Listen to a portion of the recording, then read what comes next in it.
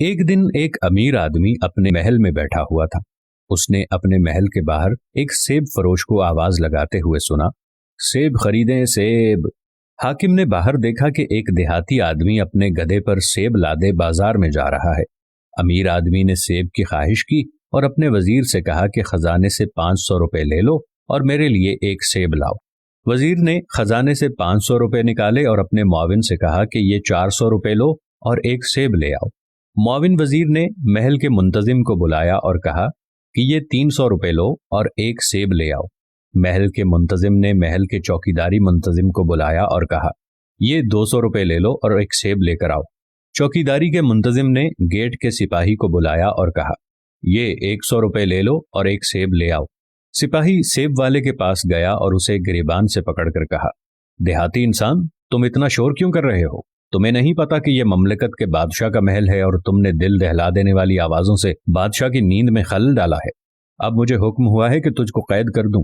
सेब फरोश महल के सिपाहियों के कदमों में गिर गया और कहा, मैंने गलती की है जनाब, इस गधे का बोझ मेरी मेहनत के 1 साल का नतीजा है। ये ले लो, लेकिन मुझे कैद करने से मुआफ रखो। सिपाही ने सारे सेब लिए और आधे अपने पास रखे और बाकी अपने मुंतजिम अफसर को दे दिए, और उसने उसमें से आधे रखे और आधे ऊपर के अफसर को दे दिए और कहा कि ये 100 रुपए वाले सेब हैं। अफसर ने उन सेबों का आधा हिस्सा महल के मुंतजिम को दिया। उसने कहा कि इन सेबों की कीमत 200 रुपए है।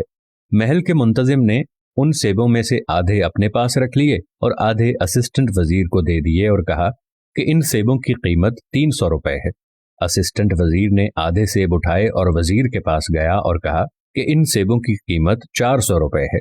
वजीर ने आधे सेब अपने पास रख लिए और इस तरह सिर्फ 5 सेब लेकर अमीर आदमी के पास गया और कहा कि ये 5 सेब हैं जिनकी मालियत 500 रुपए है।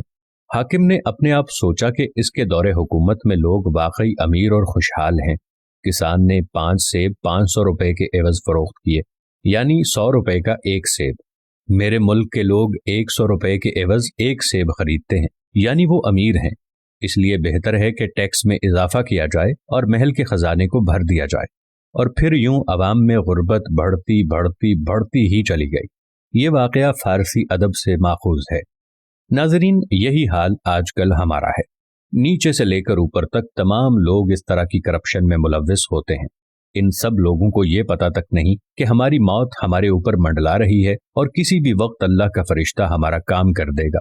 दोस्तों, हम जो हराम की कमाई से पैसा कमाते हैं, रिश्वत की गरज से या नाजायज तरीके से, यकीन करें ऐसा पैसा ना तो हमारे काम आएगा और ना ही हमारी औलादें ऐसे पैसे से अपना कुछ बना सकेंगी। ऐसा पैसा हमारे बाद रिश्तेदार खा पी जाते हैं, लेकिन हिसाब हमें देना पड़ेगा। खुदारा जरा सोचिए, जिंदगी मौत की अमानत है, लेकिन इसके बावजूद अपने बैंक बैलेंस को बनाने की कोशिश में और मिल्कियत को बढ़ाने की कोशिश में दिन रात लगे रहते हैं और हराम और हलाल की तमीज तक को भूल बैठते हैं। अल्लाह ताला हम सब पर अपना रहम करे और हमें ऐसे नुमाइंदे मुंतखब करने की तौफीक अता फरमाए जो हमारे हक में बेहतर फैसले करने वाले हैं।